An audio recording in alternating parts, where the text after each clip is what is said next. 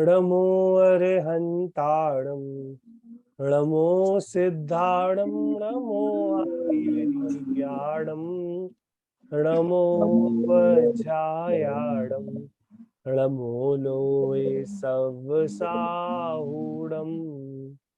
सहजानंद चैतन्य प्रकाशाय महीयसे नमो नेकांत विश्रांत महिम्नि परमात्मने सकल गेय ज्ञायक तदपि निजानंद रसली तो जिनेन्द्र जय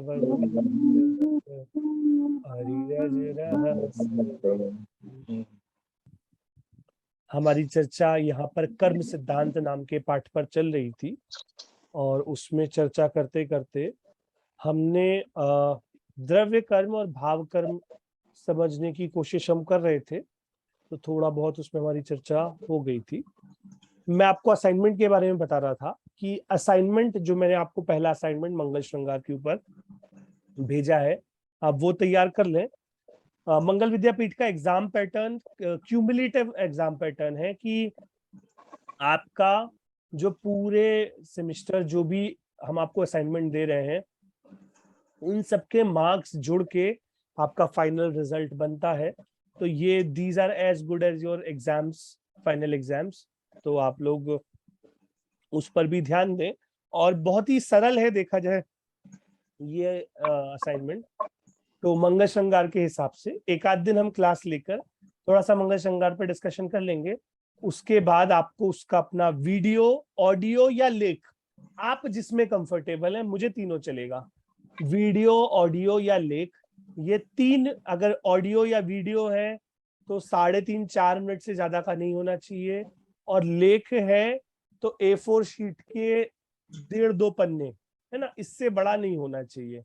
ठीक है, बहुत विस्तार में नहीं लिखना आपको या बहुत विस्तार में नहीं कहना है उस बात को, पर जो मूल बिंदु है मंगल श्रृंगार के हिसाब से जीव का व्यक्तित्व या कैसा होना चाहिए। अगर कोई ज्यादा लिख रहा हो तो मुझसे बता लेना कि उसमें ऐसा क्या उसे नया लगा कि ही और she is compelled to include those points, तो अपन उस पर भी चर्चा कर लेंगे, है ना। इससे हमें ये होगा कि शायद बहुत सारे नए नए विषय बिंदु हमारे ख्याल में आएंगे। अभी हम अपने विषय पर वापस आते हैं।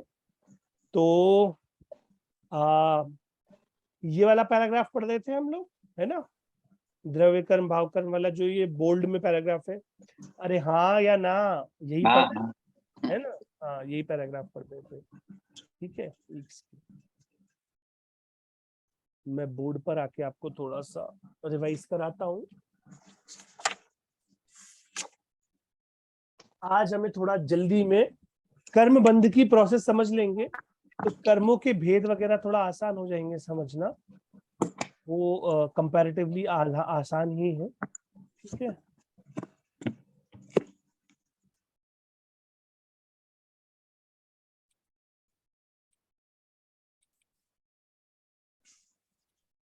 हाँ जी।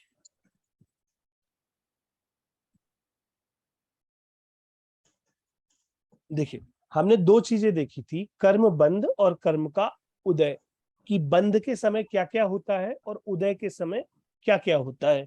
तो जब जीव विकारी भाव, राग द्वेष मोह का कोई भाव करता है ना, जीव विकारी भाव करता है, तो उस समय क्या होता है, अकर्म रूप कर्म वर्गणाएं कर्म रूप कन्वर्ट हो जाती हैं, है ना। बिना जीव के भाव किए कोई भी अकर्म रूप वर्गणा कर्म रूप कन्वर्ट नहीं हो सकती, है ना। अकर्म से कर्म रूप होने के लिए जीव का भाव करना कंपलसरी है। ठीक है, तो ये हुआ कर्म बंध की स्थिति में। तो अब इसमें कौन बताएगा कि अगर मैं कर्म बंध का कार्य देखूं कि कर्म अकर्म से कर्म हुआ है, तो इसमें निमित्त कारण कौन है और उपादान कारण कौन है?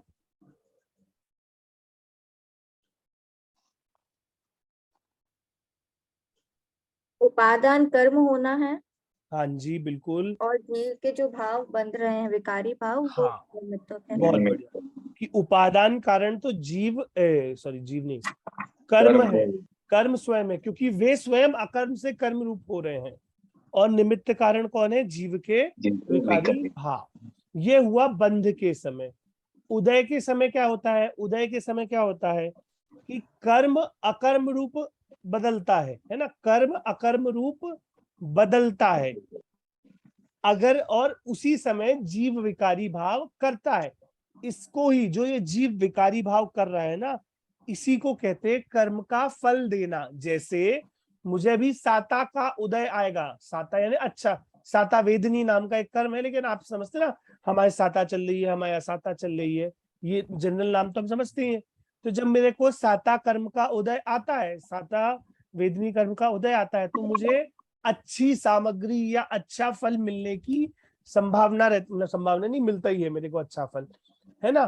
तो ये जो हुआ, मुझे फल मिला या मुझ में जो परिणमित हुआ, जीव को जो विकारी भाव या जीव को जो भाव उत्पन्न हुआ, मैं उसे कार्य देखूं, तो जीव तो हो गया उपादान कारण, और कर्म का उदय वो क्या हो गया? निमित्त कारण।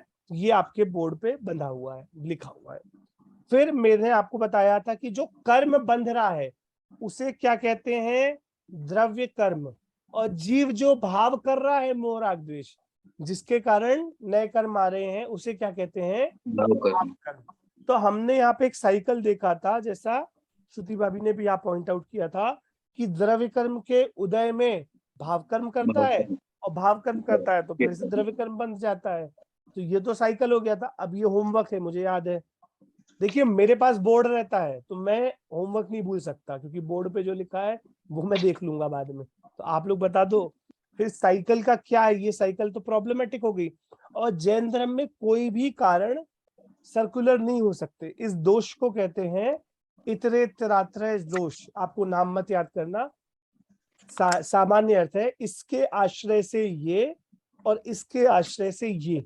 तो ऐसा नहीं होना चाहिए, लेकिन यहाँ तो ऐसा हो रहा है, फिर क्या करें? ये तो प्रॉब्लम हो गया।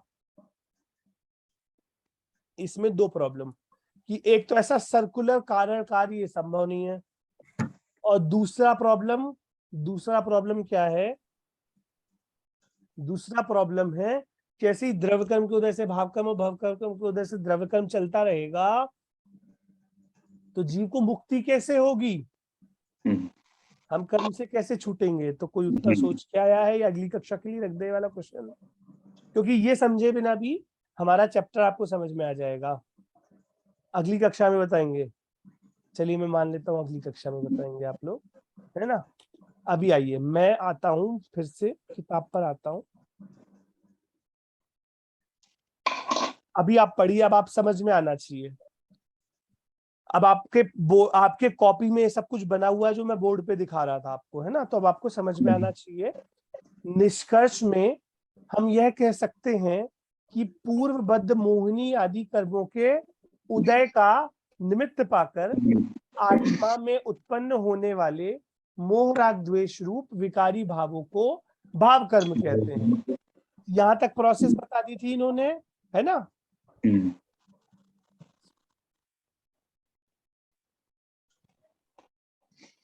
पहले इन्होंने प्रोसेस बता दी, ठीक है, यहां तक प्रोसेस बता दी इन्होंने।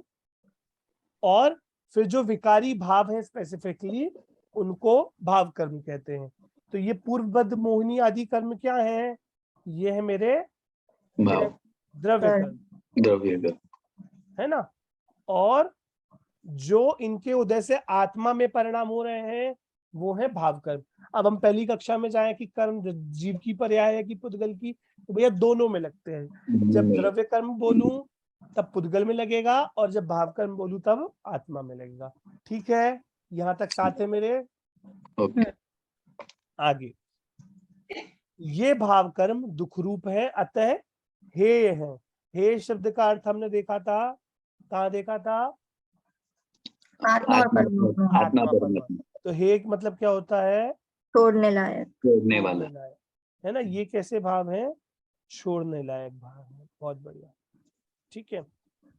फिर अगला वाला, जीव के मोह राग द्वेष रूपी भाव कर्मों का निमित्त पाकर इसी काल में कार्माण वर्गणा का कर्म रूप से परिणमित होकर आत्मा के साथ संबंध हो जाना द्रव्य कर्म कहलाता है। अब दोनों प्रोसेस क्लियर है ना? हाँ। है ना पक्के से? हाँ। अभी ऊपर का एक लाइन और था, वो देखते हैं, है ना? अच्छा, अब ये निमित्त उपादान पढ़ाने का कारण क्या था कि उपादान कारण जीव स्वयं है, यानी जीव अपना अपना भाव स्वयं कर रहा है। कर्म उसे जबरन कोई काम, जबरदस्ती कोई भी काम नहीं करा रहा है ना? तो जो भी जीव में हो रहा है वह जीव की पुरुषार्थ की कमी है। इस बारे में लेटर इन द चैप्टर हम थोड़ी और चर्चा करेंगे। इसके ऊपर का जो पैराग्राफ है है ना, जब जीव स्वयं अपने पुरुषार्थ के अभाव यानी विराधक अवस्था, विराधक अवस्था यानी जब पुरुषार्थ नहीं कर रहा है, पुरुषार्थ में अथवा पुरुषार्थ की कमी में साधक अवस्था। तो या तो पुरुषार्थ नहीं कर रहा है या कम कर रहा है। नहीं कर रहा है तो पूरा विराधक अवस्था, वो बहिरात्मा है, और थोड़ा कर पा रहा है तो वह साधक अवस्था यानी अंतरात्मा अवस्था में राग द्वेष करता है। तब बाहर में सहज ही निमित्त रूप में द्रव्य कर्म का उदय रहता है ना? जब जीव भाव करता है तब निमित्त में सहज ही द्रव्य कर्म का उदय रहता है। उपादान कार्य रूप स्वयं परिणमन करता है, कौन? जीव स्वयं।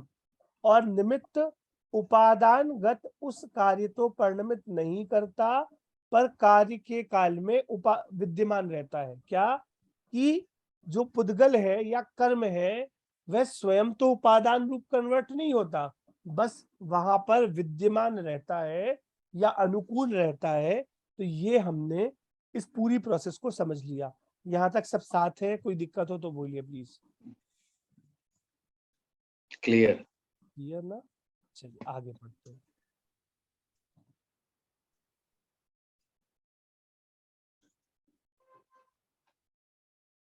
हाँ जी, फिर मैं अपन ने ये वाली बात भी करी थी, 23 प्रकार की वर्गणाओं में से कार्माण वर्गणा भी एक वर्गणा स्कंद है।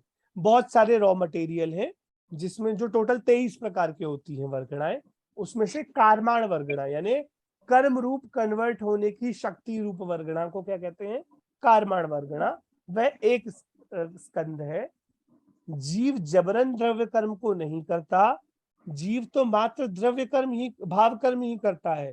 उपचार से यह कहा जाता है कि जीव ने बंद किया। अभी उपचार शब्द का क्या मतलब होता है?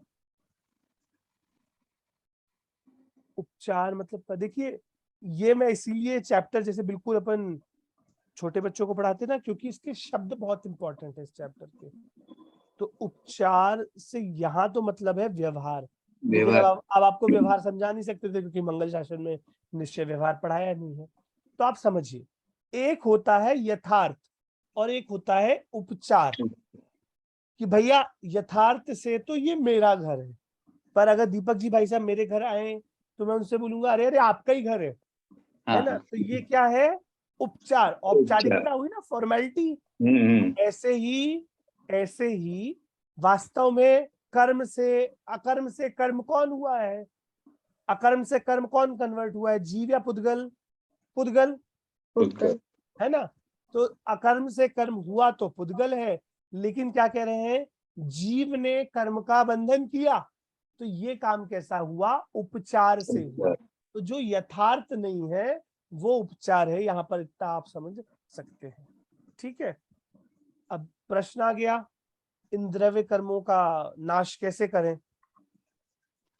तो इन यथार्थ का मीनिंग क्या है? यथार्थ का मीनिंग यथार्थ यानी एज इट इज, यथा अर्थ, जैसा होना चाहिए, जैसा है वैसा ही, सत्यार्थ यानी यथार्थ, है ना?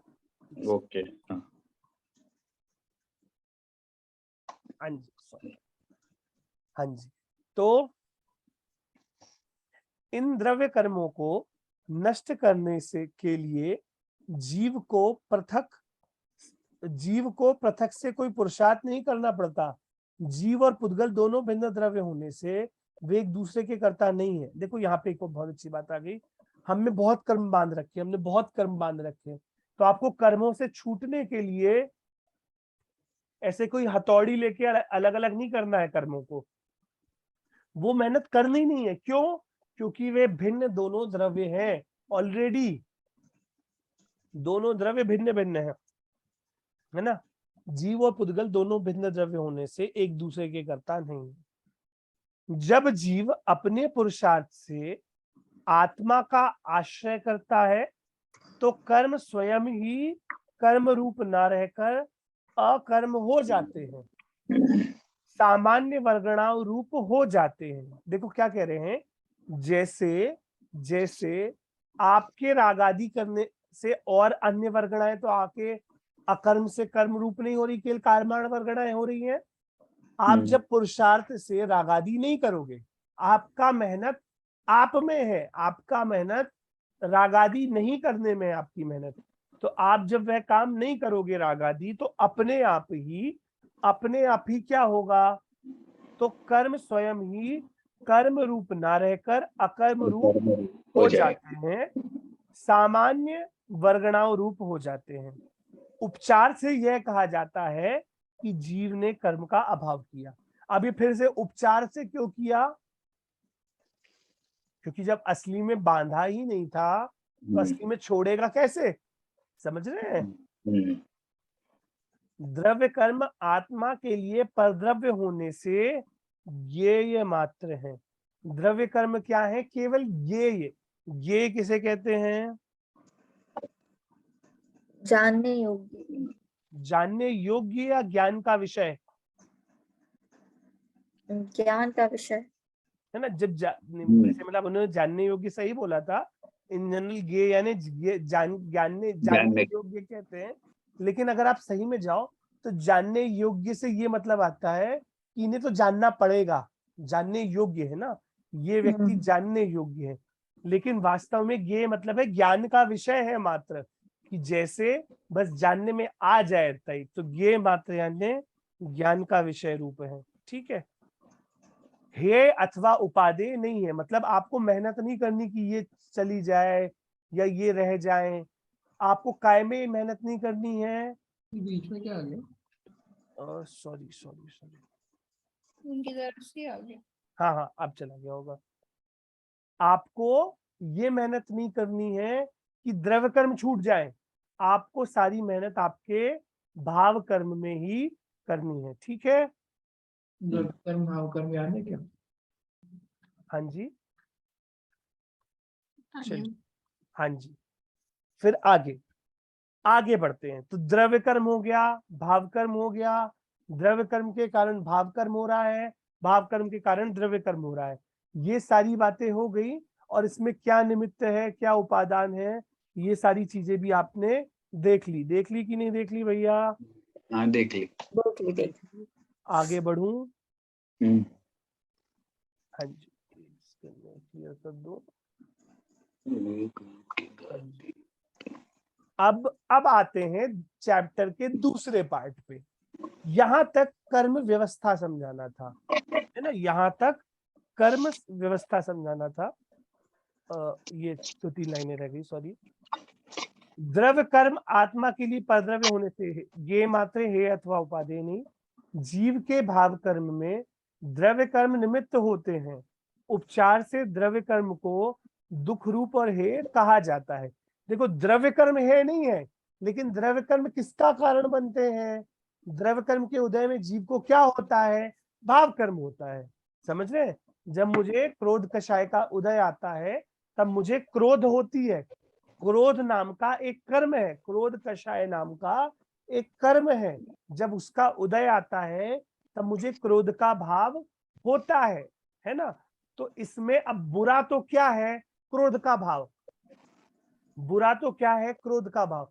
लेकिन वह जिसके निमित्त से उदय में आ रहा है, उस द्रव्य कर्म को भी इन्होंने यहाँ बुरा कह दिया है।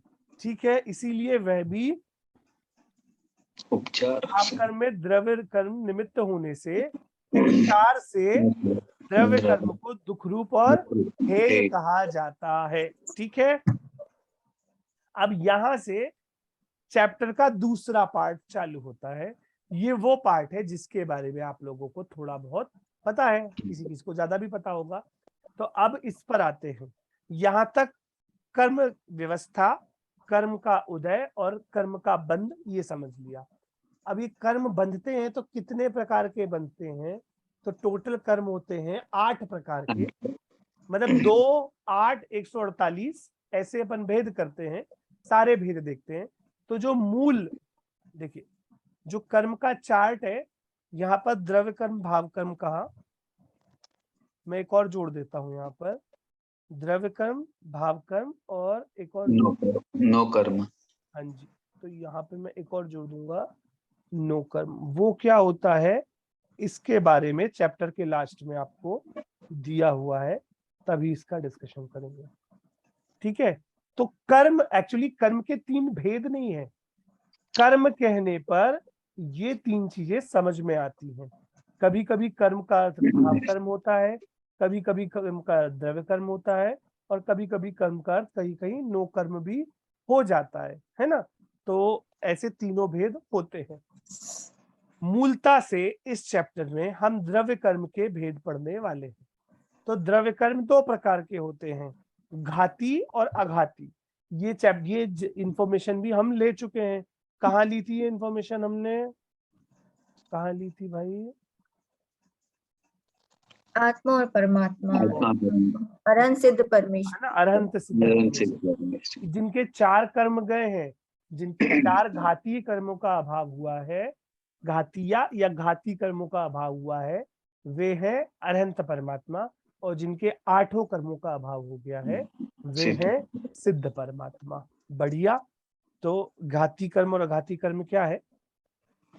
द्रव्य कर्म के घाती अघाती, पुण्य पाप इत्यादि प्रकार से भेद होते हैं। मूलतया द्रव्य कर्म के घाती और अघाती ये 2 भेद हैं। घाती कर्म के ज्ञानावरण, दर्शनावरण, मोहिनी और अंतराय ये 4, तथा अघाती कर्म के वेदनी, आयु, नाम, गोत्र ये 4 भेद हैं। घाती कर्म बिना देखे बोलने की कोशिश करते हैं। पहले 8 नाम बोलते हैं, ज्ञानावरणीय, दर्शनावरणीय, मोहिनी, अंतराय, वेदनी, आयु, नाम, गोत्र। 8 नाम तो 100% याद होनी है अपन को। ज्ञानावरणीय, दर्शनावरणीय, मोहिनी, अंतराय, वेदनीय, आयु, नाम, गोत्र। है ना। तो इसमें अगर मैं घाती अघाती का भेद लगाऊं तो ज्ञानावरणी, दर्शनावरणी, मोहिनी, अंतराय, ज्ञानावरणी, दर्शनावरणी, मोहिनी, अंतराय। याद रखो, अरि, रज, रहस, विहीन। अरि यानी मोहिनी, रज यानी ज्ञानावरणी, दर्शनावरणी, और रहस्य यानी अंतराय। ये 4 जिनके नहीं है वो अनंत परमात्मा। तो ज्ञानावरण, दर्शनावरण, मोहिनी, अंतराय ये 4 घाती कर्म। और अघाती कर्म क्या है? वेदनीय, आयु, नाम, गोत्र। ठीक है, वेदनी, आयु या आयुष्क, नाम और गोत्र। अच्छा, इसके अलावा भी कोई क्रम आपने पढ़ा है क्या?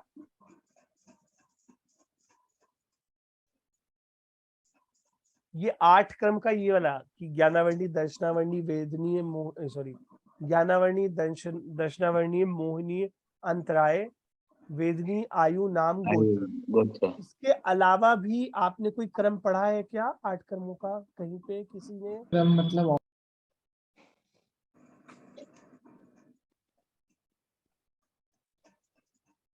देखिए, एक और क्रम आता है इसका। उस क्रम का कारण तो मैं भली बाद में बताऊंगा आपको। वह क्रम क्या है जो तत्वार सूत्र में उमा स्वामी आचार्य ने लिया है। उन्होंने कैसा लिया है? ज्ञानावर्णीय, दर्शनावर्णीय, वेदनीय, मोहनीय, आयु, नाम, गोत्र और अंतराय। क्या क्रम लिया है? ज्ञानावर्णीय, दर्शनावर्णीय, तीसरे नंबर पे वेदनीय, फिर मोहनीय, फिर आयु, नाम, गोत्र और अंतराय। तो ये क्रम भी है। और ये जो हमने क्रम पढ़ा अभी, घाती अघाती की अपेक्षा, क्या घाती अघाती की अपेक्षा क्रम पढ़ा कि ज्ञानावर्णीय, दर्शनावर्णीय, मोहनीय, अंतराय, आयु, नाम, वेदनीय, आयु, नाम, गोत्र। मैं इतनी बार इसलिए कह रहा हूं कि सबको क्लास में याद हो जाए, जिसको याद नहीं है।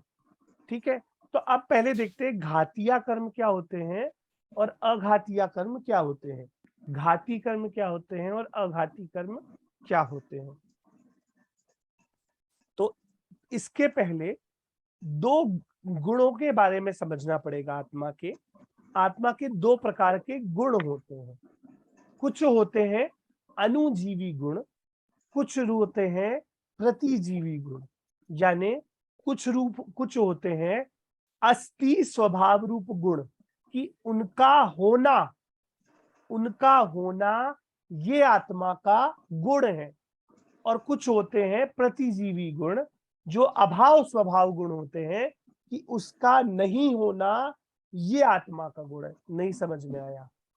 जैसे मैं बोलूं अन्वय भाई हमारे, है ना, अन्वय भाई बहुत अच्छे हैं, मृदु हैं और अच्छी कदकाठी है उनकी। तो ये सब कैसे हैं? उनके स्वभाव रूप अस्थि स्वभाव रूप गुण है। समझ में आ रहा ना? और मैं बोलूं अन्वय भाई को गुस्सा नहीं आता, अन्वय भाई ये नहीं करते, अन्वय भाई कोई बुरे काम नहीं करते, है ना। ये सब चीजें जो बता रहे, ये कैसे गुण है? अच्छा, ये गुण अन्वय भाई में है कि नहीं है, है? तो क्या है? नहीं होना। हाँ एग्जैक्टली, गुस्से का नहीं होना ये अन्वय भाई में है। समझ में आया ना? तो इसको कहते हैं अभाव स्वभाव गुण कि इसका नहीं होना आत्मा में है। ठीक है, देखिए अन्वय भाई ने वीडियो ऑन कर लिया, उनकी तारीफ हुई तो है ना, कि कुछ गुण है जो स्वभाव से अस्थि से आत्मा में है, उन्हें कहते हैं अनुजीवी गुण। और प्रतिजीवी गुण क्या होते हैं? जो जीव के अभाव स्वभाव हैं, वे क्या हैं? जीव के प्रतिजीवी गुण। अभी प्रतिजीवी गुण क्या है आत्मा के? तो जैसे अमूर्तत्व, ये एक प्रतिजीवी गुण है कि जीव मूर्तिक नहीं है, जीव छोटा बड़ा नहीं है, अगुरु लघुत्व, ये जीव का एक प्रतिजीवी गुण है। तो ऐसे समझ में आया? अनुजीवी प्रतिजीवी, है ना? आगे बढ़ूं? हाँ जी, तो अब घाती कर्म किसे कहते हैं? पढ़िए क्या लिखा है, पढ़िए दीपक जी भाई साहब। हाँ, जब जीव स्वोन्मुखी पुरुषार्थ द्वारा अपने अनुजीवी गुणों का विकास नहीं करता है, तब उन गुणों का विकास नहीं होने में अर्थात उनके घात में निमित्त होने वाले कर्म को घाती कर्म कहते हैं। वास्तव में इन गुणों का शुद्ध परिणमन व्यक्त नहीं होना ही इनका घात है। इसमें भी कर्म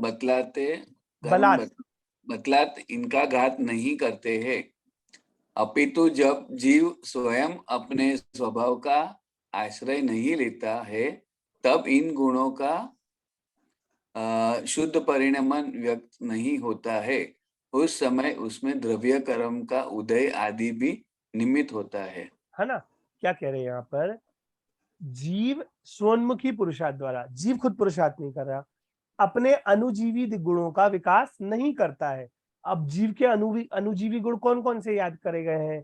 तो ज्ञान, दर्शन, वीर्य, सम्यक्त्व, ये सब क्या है? ये सब क्या है?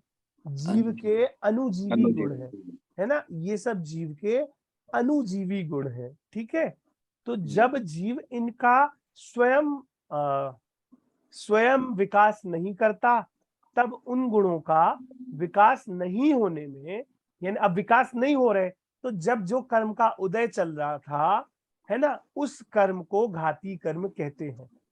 तो इसकी सरल भाषा में परिभाषा कहें कि जो जीव के अनुजीवी गुणों का विकास नहीं होने में निमित्त हो, या घात, अच्छा घात मतलब ऐसे तो ना कुछ घात कर दिया हो, जैसे घात बोलती ना ऐसा शब्द आता है कि बिल्कुल ही खत्म कर दिया हो, नहीं, विकास नहीं होने देना, ये घात है ना। उसकी शुद्ध पर्याय, उसकी शुद्धता प्रकट नहीं होने देना, ये घात है। तो जो कर्म जीव के अनुजीवी गुणों का विकास नहीं होने देने में या घात करने में निमित्त हो, उन्हें क्या कहते हैं? उन्हें क्या कहते हैं? उन्हें घाती कर्म या घातिया कर्म कहते हैं। वे कितने हैं यहाँ पर? तो 4 हैं, ज्ञानावर्णीय, दर्शनावर्णीय, मोहनीय और अंतराय। ठीक है, अब इसमें मुझे कोई बताएगा ज्ञानावर्णीय कर्म किस गुण का घात कर रहा है? ज्ञान स्वभाव का। ज्ञान का। आवरण मतलब होता है पर्दा। आवरण अपन कहते हैं ना, अनावरण समारोह है, अनावरण यानी पर्दा हटाएंगे, तो आवरण यानी होता है पर्दा या ढकाव। तो आवरण, ज्ञान पर आवरण जो करे, ऐसा है ज्ञानावरण कर्म। ठीक है, फिर दर्शनावरण कर्म यानी जो दर्शन को नहीं प्रकट होने दे, है ना।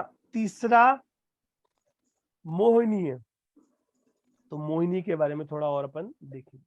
ज्ञानावरण मतलब, हाँ, दर्शन मतलब अभी अपन चर्चा करेंगे, दर्शनावरण आने पे दर्शन पर चर्चा करते हैं, आते हैं। मोहनीय और दर्शन के संबंध में पहले अपन ज्ञानावरण पढ़ लेते हैं। तो ज्ञान किसे कहते हैं?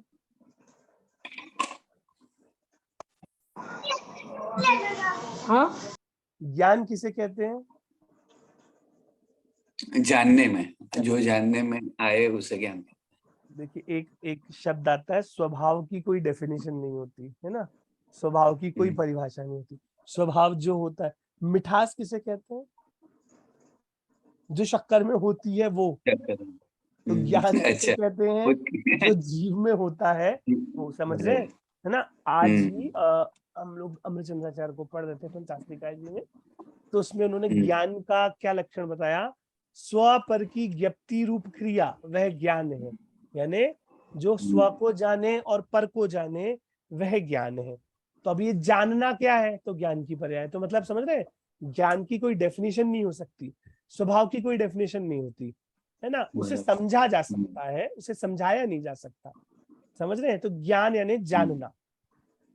ठीक है, तो जब आत्मा स्वयं अपने ज्ञान स्वभाव का घात करता है, अर्थात ज्ञान शक्ति को व्यक्त नहीं करता है, आत्मा ये स्वयं कर रहा है, तब उस ज्ञान गुण के घात में जो कर्म निमित्त होता है उसे ज्ञानावरण कर्म कहते हैं। इस कर्म का कार्य मूर्ति पर डाले गए वस्त्र के समान ज्ञान को आवृत करना है, अर्थात इस ज्ञान को आच्छादित करने में निमित्त होता है। अभी देखिए, हर कर्म के साथ यहाँ पर एक आपको उदाहरण देंगे। तो ज्ञान का उदाहरण क्या दिया कि अगर मूर्ति के आगे पर्दा लगा हो तो मूर्ति का जानना नहीं हो पाता है ना। उसी प्रकार ज्ञानावरण का काम है कि वह आवरण की तरह काम करता है, तो आत्मा जानने की व्यक्तता नहीं हो पाती। अब हमेशा पूरा चैप्टर पढ़ने के पहले वो निमित्त उपादान क्यों पढ़ा के आए हैं? कि जब जब हम बोले कि ज्ञानावरण के उदय से आत्मा नहीं जानता है, तब आप क्या लगा लेना अपने आप, तब क्या लगा लेना कि ज्ञान स्वयं या आत्मा स्वयं नहीं जानता है, ये उपादान कारण है, और कर्म का उदय होना ये कौन सा कारण है? यह निमित्त कारण है ना। ये पूरा लगा लेना, पूरा। इसलिए हर बार नहीं लगाएंगे अपन। हालांकि यहाँ पर जब ये किताब लिखी गई तब बहुत सावधानी पूर्वक हर सेंटेंस में इन्होंने पूरा निमित्त उपादान का ध्यान देते हुए लगाया है कि जब आत्मा स्वयं अपने ज्ञान स्वभाव का घात करता है, अर्थात ज्ञान शक्ति को व्यक्त नहीं करता है, तब उस ज्ञान गुण के घात में जो कर्म निमित्त होता है उसे ज्ञानावरण कर्म कहते हैं। इस कर्म का कार्य मूर्ति पर डाले गए वस्त्र के समान ज्ञान को आवृत करना है, ज्ञान को रोकना, आवृत यानी रोकना है, अर्थात यह ज्ञान को आच्छाद ढक देता है, करने में निमित्त होता है। जैसे मूर्ति पर वस्त्र डालने में मूर्ति ढक जाने के कारण वह स्पष्टतया दिखाई तो नहीं देती, परंतु उसकी सत्ता का सामान्य आभास रहता है, उसी प्रकार इस कर्म का उदय होने पर पदार्थों का ज्ञान रुक जाता है, परंतु उनकी सत्ता का आभास स्वपर प्रकाशक ज्ञान निरंतर विद्यमान रहता है। अब यहाँ पे थोड़ी सी विशेष बात आ गई, सत्ता का आभास रहना अर्थात पता तो चल रही है कि मूर्ति है। देखिए यहाँ पर क्या कह रहे हैं कि ज्ञान पूरी तरीके से नहीं ढक सकता। अगर जीव का ज्ञान अंशतया भी प्रकट ना हो, यानी बिल्कुल भी प्रकट ना हो, तो क्या प्रॉब्लम आ जाएगी? कोई प्रॉब्लम आएगी कि नहीं आएगी? आएगी। क्या प्रॉब्लम आएगी? अगर जीव पूरा ही अज्ञानी हो जाए, बिल्कुल 0% ज्ञान, क्या प्रॉब्लम आएगी? जीव अजीब बन जाएगा। जीव अजीब बन जाएगा कि जीव कभी भी, क्योंकि ज्ञान जीव का स्वभाव है और जीव में ज्ञान होना कंपलसरी है, तो कंप्लीटली अगर ढक जाए तो जीव अजीब बन जाएगा। तो ऐसा तो नहीं हो रहा। ज्ञानावरण के उदय से कोई का भी ज्ञान पूर्णतया आवृत या पूर्णतया ढका हुआ नहीं है, 100% नहीं है। लेकिन कैसा है, कैसा है कि कुछ दिख रहा है और कुछ नहीं दिख रहा है। अब देखिए इसमें पूरे चैप्टर में आपको ये जो 8 होते हैं ना, ये होते हैं मूल कर्म या मूल प्रकृतियां, और इनकी उत्तर प्रकृतियां भी होती है, यानी इनके सब डिविजन्स है ना, यानी उत्तर कर्म, तो उनकी भी यहाँ पर चर्चा की गई है। तो देखिए ज्ञान 5 प्रकार का होता है। ज्ञान 5 प्रकार का होता है। मति ज्ञान, श्रुत ज्ञान, अवधि ज्ञान, मनपर्य ज्ञान, ठीक है। 5 कौन कौन सा? मति, श्रुत, अवधि, मनपर्य और केवल। ठीक है, फिर से बोलिए, सब याद हो गया? हाँ, मति ज्ञान, श्रुत ज्ञान, अवधि ज्ञान, मनपर्य ज्ञान, है ना। तो मति, श्रुत, अवधि, मनपर्य और केवल, ये 5 प्रकार के ज्ञान होते हैं। अब वैसे तो एक उपयोग नाम का चैप्टर आपको मंगल शासन भाग 2 में है, जिसमें आपको ज्ञान दर्शन, सारे ज्ञान और सारे दर्शन वो समझाया जाता है। पर मैं सोचता हूँ अपन वहीं पढ़ेंगे, मंगल शासन 2 में। आप मेरे साथ रहेंगे ना? हाँ जी, बिल्कुल है ना? रहेंगे। तो जब मंगल शासन 2 में उपयोग नाम का चैप्टर पढ़ेंगे तो इन ज्ञानों के बारे में और विशेष वहां पढ़ लेंगे। लेकिन मति श्रुत ज्ञान जिनसे हम आप जानते हैं, अवधि ज्ञान मुख्यतया से ये देवनारकियों को और हमारे यहाँ यानी मनुष्य में मुनिराजों को, तीर्थंकर के जीव को, इन सबको होता है। मनपर्य ज्ञान केवल मुनिराजों को ही होता है। और गणधर भगवान 100% मनपर्य ज्ञान के धारी होते हैं। हमने कहा था ना 4 ज्ञान के धारी होते हैं जो गणधर भगवान होते हैं, जब हम तुम गुण गणमणि गणपति का अर्थ कर रहे थे। ठीक है, तो गणधर भगवान। और केवल ज्ञान किसे होता है? तो वह अनंत परमात्मा। तो अब एक करस्पॉन्डिंग कर्म पर आवरण डालने का काम, जो मति ज्ञान पर आवरण डाले उसे क्या कहते हैं? मति ज्ञानावरण। जो श्रुत ज्ञान पे आवरण डाले उसे क्या कहते हैं? श्रुत ज्ञानावरण। जो अवधि ज्ञान पे आवरण डाले उसे क्या कहते हैं? अवधि ज्ञानावरण। सिमिलरली मनपर्य ज्ञानावरण और केवल ज्ञानावरण। इस प्रकार से 5 भेद। ठीक है, ये तो हुए ज्ञानों की अपेक्षा। और उत्तर प्रकृतियों में इन्हीं 5, उत्तर प्रकृति बोलूं तो सब डिविजन है ना, मूल प्रकृतियां यानी डिवीजन और उत्तर प्रकृतियां यानी सब डिवीजन। तो कर्मों की उत्तर प्रकृतियों में इन 5 के ही नाम आते हैं। लेकिन क्या और भेद प्रभेद नहीं कर सकते ज्ञानावरण आदि कर्मों का?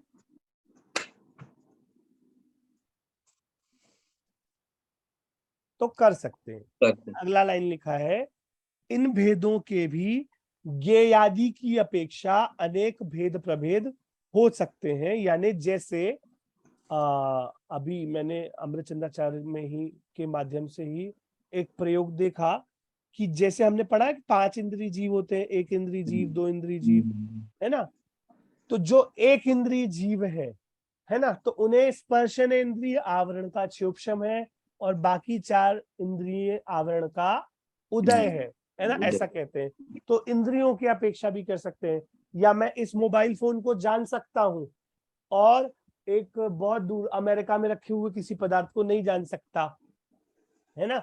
इस प्रकार से भी अनेक अनेक प्रकार से ज्ञेयों के हिसाब से इसके भेद प्रभेद किए जा सकते हैं। ठीक है, ये हुआ ज्ञानावरण के बारे में। किसी को कोई परेशानी? नहीं भैया। नहीं। चलिए अब दर्शनावरण पर आते हैं। इसके पहले दर्शन पे थोड़ी सी बात करते हैं।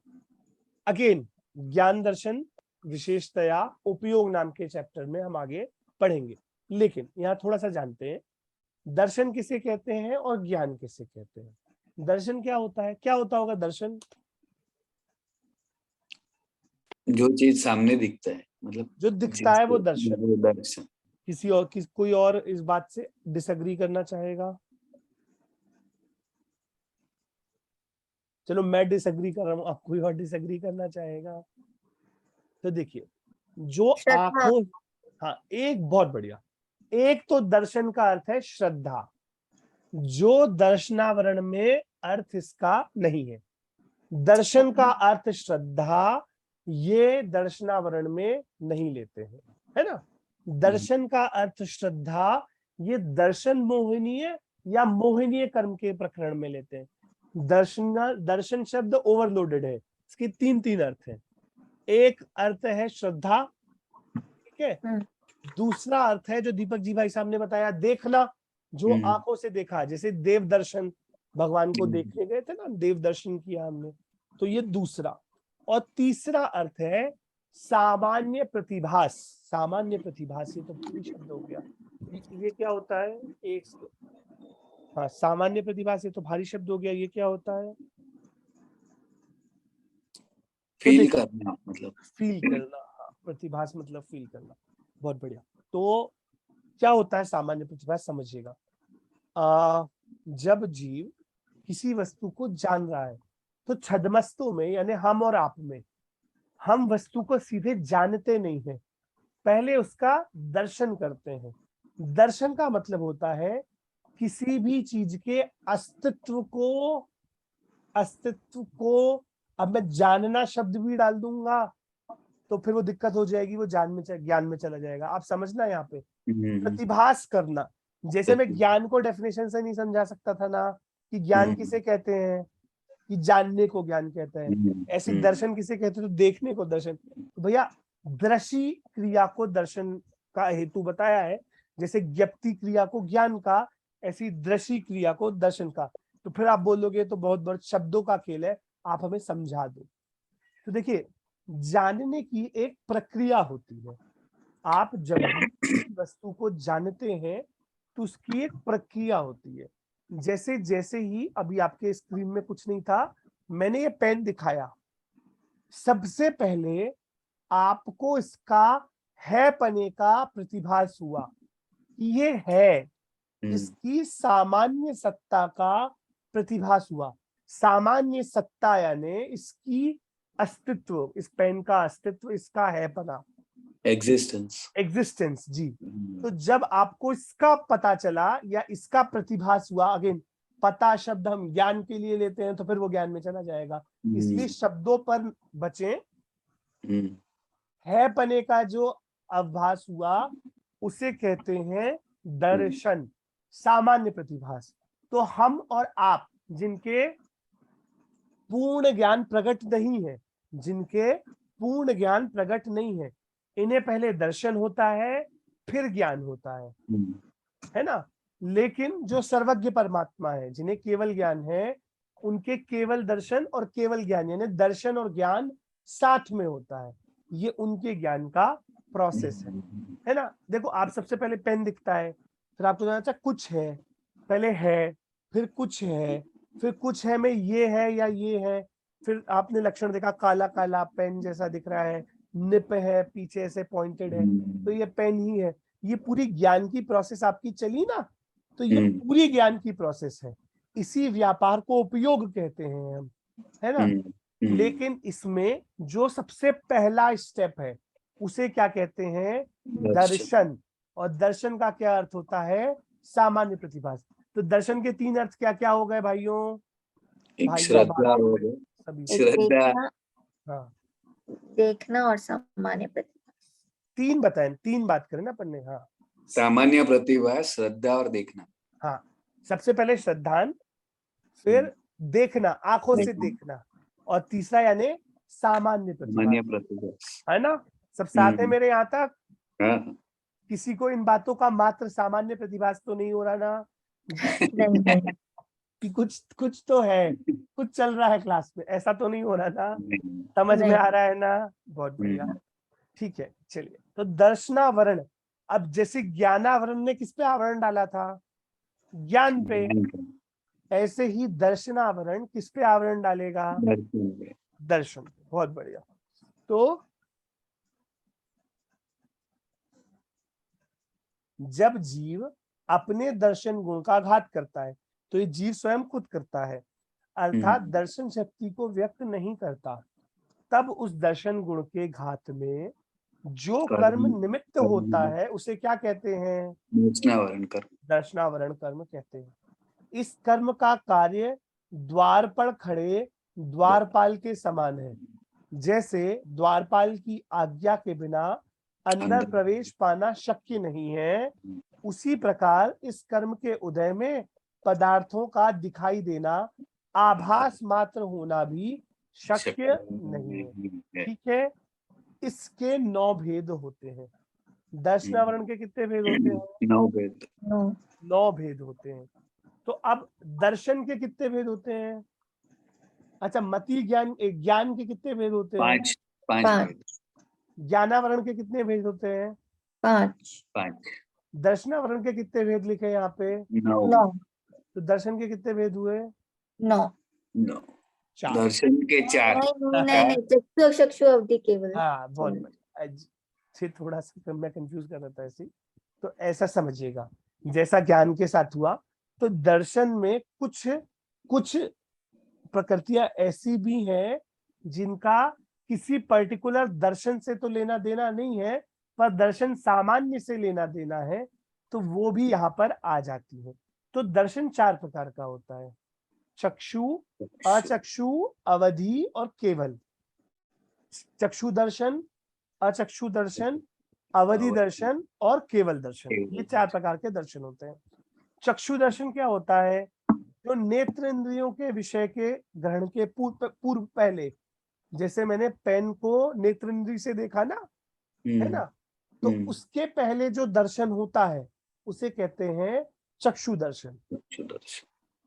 अच्छा, और इंद्रियों के पहले भी दर्शन होते हैं? हाँ भाई, आपने स्पर्शन इंद्रिय से भी किसी वस्तु को टच किया, और जब वहां टच करने पे आपको ऐसे है पने का ज्ञान हुआ, है पने का ज्ञान नहीं, है पने का सामान्य प्रतिभास हुआ। तो ये जो सामान्य प्रतिभास हुआ है स्पर्श का, वह क्या है? अचक्षु दर्शन। तो अन्य 4 इंद्रियां प्लस मन, इनके पहले जो दर्शन होता है उसे क्या कहते हैं? अवधि, अचक्षु दर्शन। अवधि ज्ञान के पहले जो दर्शन होता है उसे क्या कहते हैं? अवधि दर्शन, है ना। और केवल ज्ञान के पहले जो दर्शन होता है उसे क्या कहते हैं? केवल दर्शन। अब भी मैंने क्या बताया था? केवल ज्ञानियों को दर्शन और ज्ञान अलग अलग। हम जो छदमस्त कम ज्ञान वाले हैं उनको पहले दर्शन होता है फिर ज्ञान होता है, लेकिन केवल ज्ञानियों को दोनों दर्शन और ज्ञान साथ में होता है। तो केवल दर्शन किसे कहते हैं? जो केवल ज्ञान के साथ साथ, है ना, केवल दर्शन होता है, दर्शन होता है, सामान्य प्रतिभास होता है, उसे केवल दर्शन कहते हैं। तो ये तो 4 भेद तो समझ में आ गए। कौन कौन से?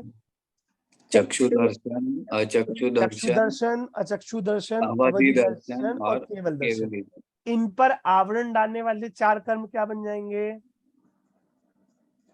चक्षु दर्शनावरण, अचक्षु दर्शनावरण, अवधि दर्शनावरण और केवल। इसके अलावा 5 प्रकार की निद्राएं, है ना, 5 प्रकार की निद्राएं यानी नींद। ये नींद का आना किस कर्म के उदय से होता है? दर्शनावरण कर्म के उदय से। तो ये जो क्रम है ना, स्त्यान, जो आपकी किताब में लिखा है स्त्यान वृद्धि से प्रचला, ये घटती हुई शक्ति, स्त्यान वृद्धि सबसे पावरफुल नींद, फिर निद्रा, फिर प्रचला, फिर निद्रा और फिर प्रचला।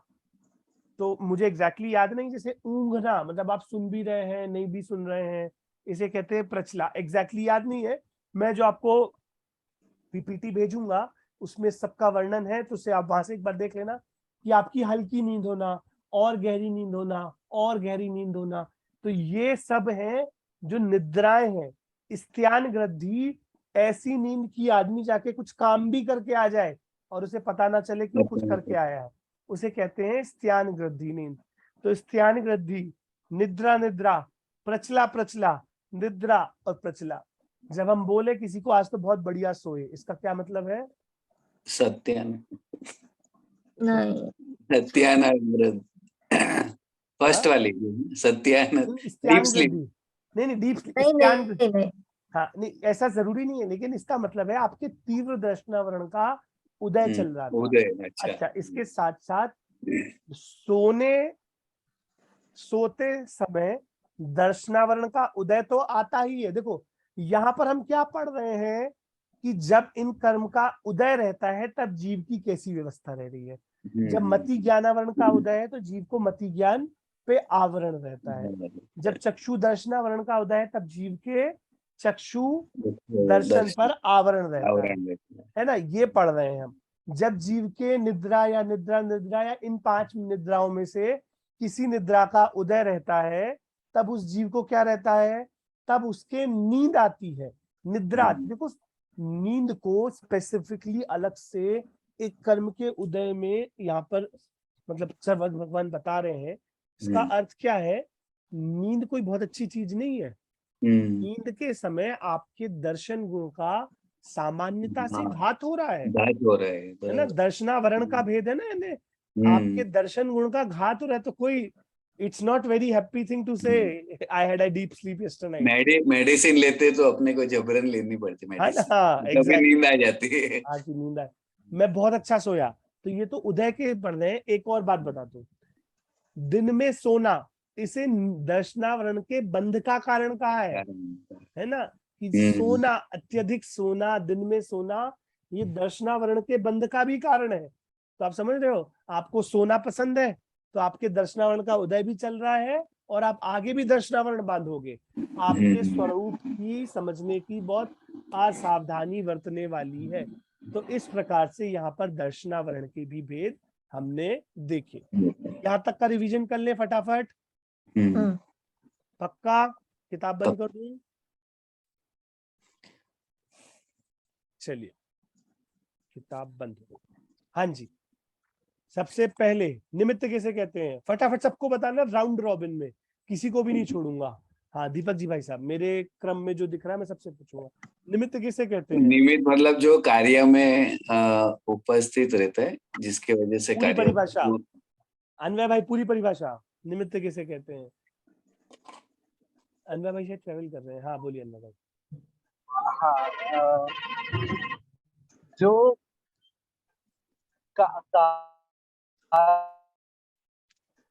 मैं बोल दूं? हाँ चलिए दीपक जी भाई साहब। जो स्वयं तो कार्य परिणमित न हो पर कार्य की उत्पत्ति में वो अनुकूलता का आरोप जिस पर आता है वो निमित्त कहते हैं निमित्त। बहुत बढ़िया। उपादान जो स्वयं कार्य रूप परिणमित होता है। अच्छा, मैंने इसलिए बोल दिया। अनवय भाई, भाव कर्म किसे कहते हैं? अनवय भाई शायद कटा डाउन हो गए। श्रुति भाभी, भाव कर्म किसे कहते हैं? मोह राग द्वेष आदि विकारी परिणामों को जो जीव में उत्पन्न होते हैं उन्हें भाव कर्म। तो जीव में उत्पन्न होने वाले मोह राग द्वेष विकारी परिणाम उन्हें भाव कर्म कहते हैं। द्रव्य कर्म किसे कहते हैं रिया भाभी?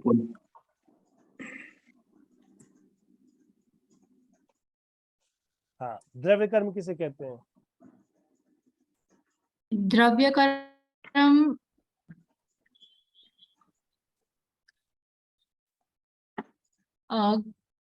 ज्ञानावरण, दर्शनावरण। ज्ञानावरण आदि जो 8 कर्म है, जो कार्माण वर्गणा रूप पुद्गल रूप है, वे क्या है? वे क्या है? द्रव्य कर्म। बहुत बढ़िया। सुरभि भाभी, जब मैंने द्रव्य कर्म का बंध किया, यानी अकर्म से कर्म रूप द्रव्य कर्म वर्गणाएं हुई, तब बताओ इसमें निमित्त कौन है और उपादान कौन है?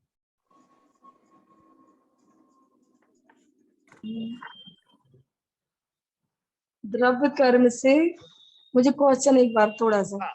जब मुझे ज्ञानावरण आदि कर्मों का बंध हुआ, यानी कर्म वर्गणाएं अकर्म से कर्म रूप हुई, तो बताओ इसमें निमित्त कौन है और उपादान कौन है? दो द्रव्य है इसमें। हाँ,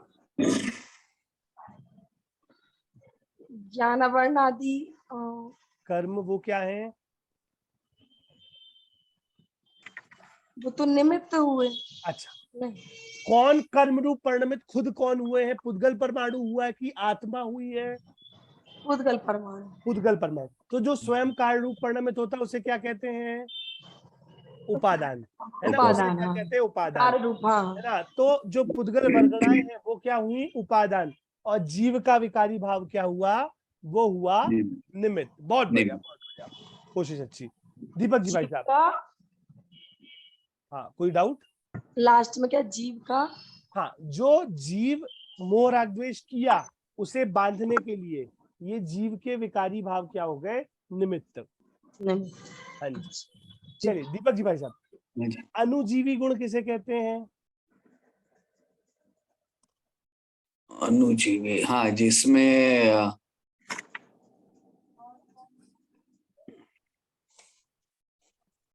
अनुजीवी गुण जिसमें, भूल गया मैं। कोई नहीं, कोई नहीं। हाँ। मैंने इसलिए, मुझे पता है क्योंकि आज बहुत सारा एक साथ हो गया इसलिए रिवीजन करा रहा हूँ। श्रुति भाभी। अस्थि स्वभाव। हाँ, बहुत बढ़िया। जो जीव के अस्थि स्वभाव वाले गुण है, मतलब समझाइए अस्थि स्वभाव वाले गुण। अस्थि स्वभाव, जैसे मैं बोलूं कि अन्वय भाई कैसे हैं, तो ये उनके अस्थि स्वभाव के गुण है। हाँ, अन्वय भाई जैसे कि राग, बिना राग वाले, तो ये अस्थि स्वभाव हुआ कि नास्ति स्वभाव हुआ? ये तो वो नास्ति स्वभाव हो गया। हाँ, ये नहीं है, ये बताना नास्ति स्वभाव हुआ। अस्थि स्वभाव क्या हुआ? कि वो है। हाँ, वो है। तो भाई वो सरल स्वभावी है, मृदु स्वभावी है, ये जो चीजें हैं ये कैसी हैं? अस्थि स्वभाव वाली। इन्हें क्या कहते हैं? अनुजीवी गुण। अनुजीवी गुण का घात कौन कर रहा है? घाती कर। अनुजीवी गुणों का घात कौन कर रहा है? घाती कर्म कर रहे हैं। घात कर रहे हैं का क्या मतलब है? कोई तलवारबाजी चल रही है तो घात कर रहे का क्या मतलब है? प्रकट नहीं होने दे रहा। प्रकट नहीं, उनका विकास नहीं होने दे रहा। और वास्तव में उसमें भी उपादान कारण कौन है? जीव स्वयं अपने गुणों का विकास नहीं होने देने में उपादान कारण जीव स्वयं है। लेकिन निमित्त रूप से कौन आएंगे? अनुजीवी गुण के घात करने वाले घातिया कर्म। प्रतिजीवी गुण किन्हें कहते हैं श्रुति भाभी? जो नास्ति से स्वभाव, नास्ति से गुण बताता है। जो जीव के अभाव स्वभाव वाले, नास्ति स्वभाव वाले गुण है। जैसे अन्वय गुस्सा नहीं करता है। अन्वय भाई गुस्सा नहीं करते हैं, ये क्या हुए? नास्ति। अन्वय भाई के सारे गुण हमने डिस्कस कर लिए। आत्मा में राग द्वेष नहीं है। नहीं, अमूर्तत्वादी। राग द्वेष तो विकारी परिणमन है। अमूर्तत्व, जैसे आत्मा मूर्तिक नहीं है, है ना? ये क्या है? उसका प्रतिजीवी गुण है। बहुत बढ़िया, ठीक है। प्रतिजीवी गुणों को घात करने में कौन निमित्त बनते हैं?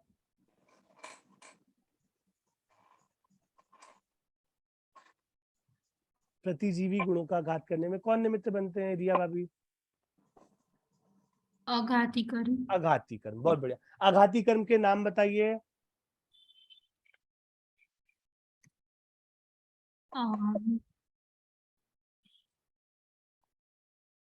ऊपर के चार छोड़ दें, फिर नीचे के चार, कोई बात नहीं, याद अपन को कठिन, थोड़े कठिन नाम है, धीरे धीरे याद होंगे, कोई दिक्कत नहीं है।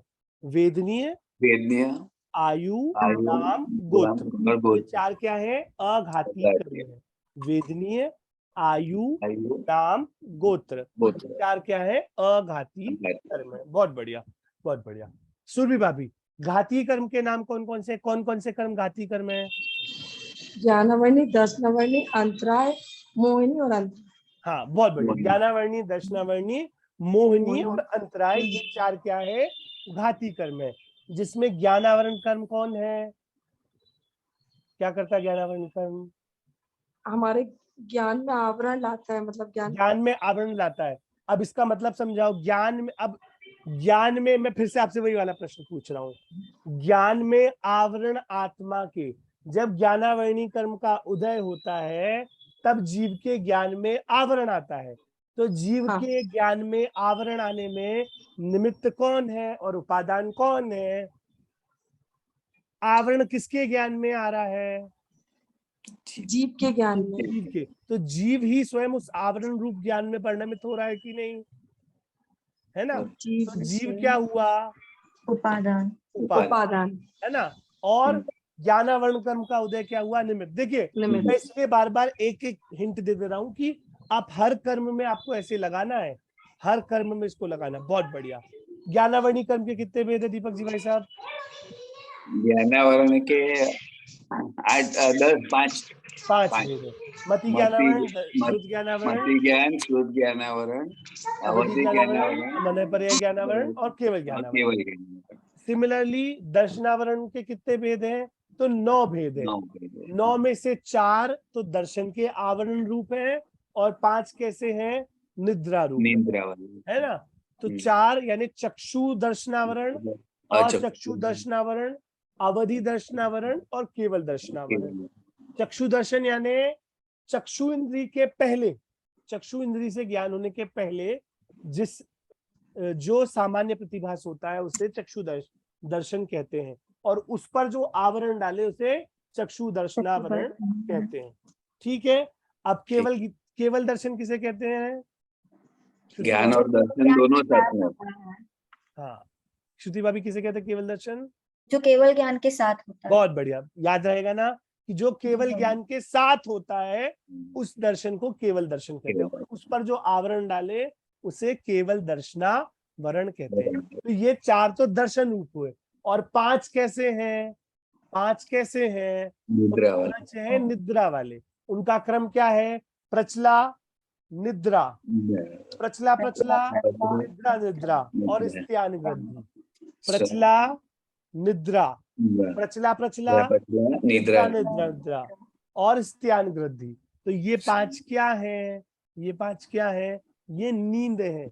तो I had a happy deep profounding sleep, ऐसा बोलना इसका मतलब ये हुआ कि आपको दर्शनावरण का अच्छा वाला उदय, आज तो खूब अच्छी नींद आई, यानी आज तो दर्शनावरण का खूब अच्छा वाला उदय चल रहा था।